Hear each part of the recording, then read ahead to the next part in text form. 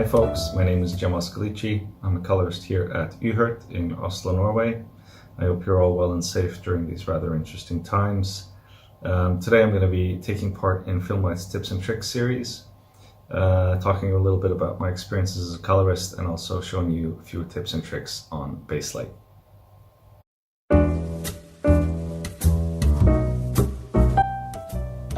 I started off in post-production in my early 20s in Istanbul in Turkey. I started as an editing assistant, and then I started doing compositing and moved on to becoming a flame op. Then a company that I was working for basically had bought a telecine at the time, and they needed a colorist assistant. And this was at the time when they had telecines, so it was 16 and 35 millimeter transfer. You needed to kind of lace up the film on the machine, and someone needed to do one lights, which I eventually started doing. And then with that, over time, I started doing best lights and eventually moving on to music videos and commercials. I worked in a couple of facilities in Istanbul, and then I felt like I needed to move on, and I got a job offer in Copenhagen at Digital Film Lab, which at the time was really, they were really at the forefront of doing DI, and I think that was a great experience for me. At the time, I think I was in my mid-20s. And then after that, it was just basically a long journey of 15 years, moving from country to country and market to market and getting a sense for different places and tastes. First tip I have is with regards to shots view, and this is actually quite helpful when you're doing long formats like a TV series or a feature. And normally what tends to happen is there's always kind of one dialogue sequence between two or multiple actors, and we're cutting back and forth between them. And occasionally it happens where they've used a bit of smoke on set and it's a little bit uneven during takes. Between different takes, or the light is changing if they've shot outside. And what I'm going to show you is basically in shots view, there's actually a clever way of doing a C-mode style working, which basically allows you to jump between sort of the different takes. So what we have here right now, I just have like a basic grade on her, and what I'll just do very quickly here is just kind of copy that grade, go into shots view. Now normally everything is in event order. Obviously you could change this by source and so on and so forth, but in this case what I want to do is actually sort things out in clips, say for instance. Now you can see that the time codes here, this is just a very kind of random cut that I did.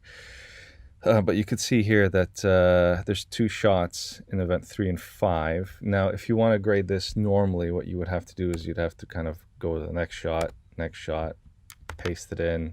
But it's a little bit cumbersome if you want to kind of compare these two. So a clever way of doing it is if you activate playback navigation, and now if you jump between the shots, you'll see that it's actually, it's a lot easier to grade the two. Let's call them takes. They're not separate takes because I didn't really have any here. But yeah, so this is actually quite handy in that regards. And then it's also a lot easier to now jump through all of her shots as well. So it's easy to copy and paste these. And you could see already like these two shots, the sun's changed a little bit. And then you could kind of go ahead and you could close this. You don't need that actually on. You could still, because that mode is constantly activated. So then you could go into base grade, compare. Okay, it needs to be a little bit cooler. Let's just kind of roughly do this. I'm doing this with the mouse here, so don't judge me. But yeah, so you get the idea. It makes life a lot easier if you have, say, a 3, 4, 5 minute long sequence and you just want to even things out very, very quickly. This is actually quite a cool way of making your life a bit easier. So yeah, that's tip number 1.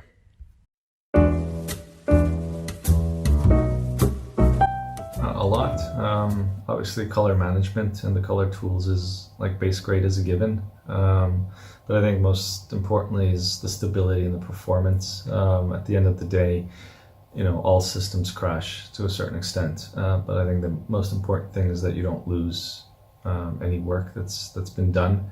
In the years that I've been a base light colorist, I haven't lost a single frame of any of the work that I've done. I mean, the system does crash, you reopen base light and you pick up from where you left off. And I think that's really important when clients are paying by the hour and you really don't want to lose 10, 15, 20 minutes of the work that's been done.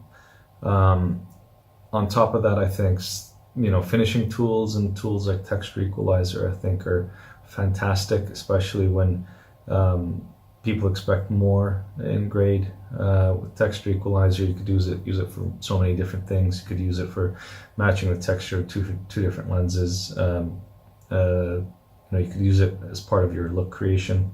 You could even use it for fixing spots and removing objects in a frame. So it's a very powerful tool, and I think that's kind of one of the great things is over the years, Filmlight's really done a lot in terms of implementing a lot of finishing tools, which I think is really important these days. The next thing is obviously support. In this industry, you tend to work really odd hours, long hours, and if something doesn't work, usually you want someone to have an answer. That's the great thing with Filmlight is, it doesn't matter what time of day, what day it is. I can write an email or call support and there's someone somewhere, either it's, London or LA or, elsewhere in Asia, that can come to the rescue and help you fix whatever that's causing a problem. And I think, the other big thing is, of course, as a base light colorist, I don't really feel like an end user. I feel like I'm part of something bigger, that I'm not just a colorist just pushing buttons. I'm part of exchanging ideas and thoughts, and I think that's the great thing with Filmlight is I have access to so many great people there and that aren't shy in sharing knowledge and answering questions, and I think that's the great thing is I don't feel static.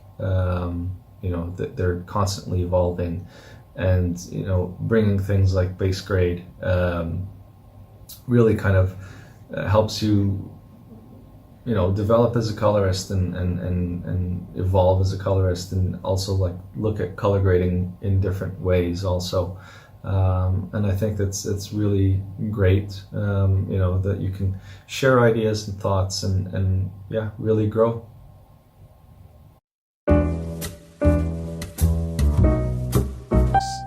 My second tip is with regards to look creation.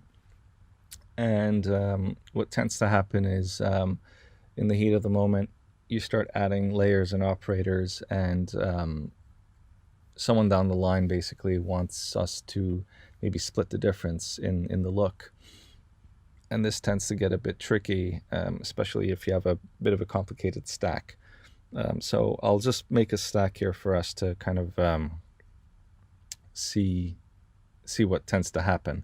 So in this case, I got a very basic grade. This was just kind of basic primaries. Second layer, we'll just kind of say, okay, well, there was a comment on his jacket, and we just want to kind of make that sort of purple. I'm not going to bother with garbage masks here for the demo, but yeah. And then the second comment was maybe adding something like a S-curve of sorts, just kind of very basic and rough here. And then on top of that, let's just say we wanted some more saturation in the shot, and as well as potentially, say we use texture equalizer. Again, this is just very, very kind of random here. And then finally, we wanted to come up with, something a bit more extreme, and we went with something along the lines of this for our look. So everyone's happy, except, like I said, someone throws the idea of splitting the difference on the look that we've achieved. Now, it's obviously easy to kind of play with the opacity of the jacket, and then same with the opacity of the S curve. However, and same with boost color, you could say to a certain extent, you could dial that down to whatever you want, but things get a bit tricky when you have something with a lot of parameters, say with texture equalizer or color crosstalk. And this is kind of a neat way of splitting the difference on the stack here. So once we've added the blend mode or the blend operator, you'll see that there's a question mark here asking for a reference strip. Let's just go ahead and add one and move this so it includes basically all these strips and operators. And I'm just going to rename this here so we have a clever way of differentiating this reference strip for the key of the jacket and the blend modes reference. So right now, as you can see, if we dial this down, we'll essentially get layer 1 as a final output. And I'll just add a second cursor here so we can kind of compare the two. As you can see, they are identical. And basically you could move this around. So let's just say we wanted to keep the jacket and the curve, but we wanted to kind of dial down on all of these three operators.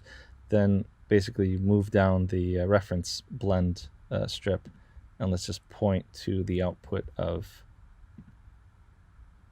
the curve grade. And then now if we dial this up and down, you'll see that we're just essentially blending the combination of boost color, texture equalizer, and color crosstalk. So this is actually quite handy. Again, if we go into cursor 2, you'll see that the outputs match. I hope this is useful, and have a good day.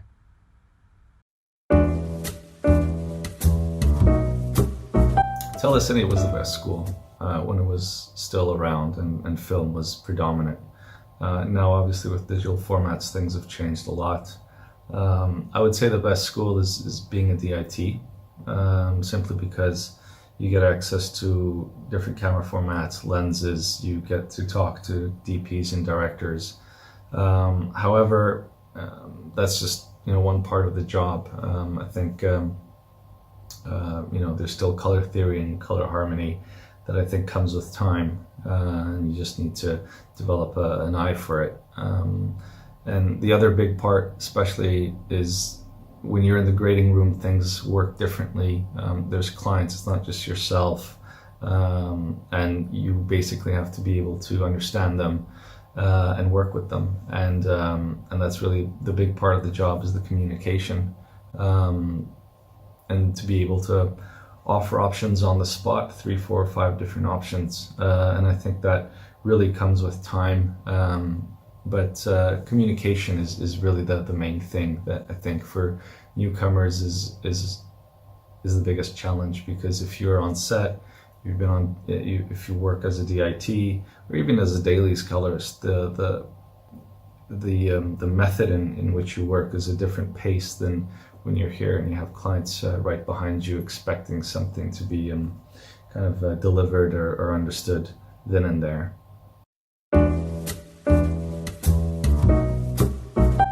Stay hungry, but be patient.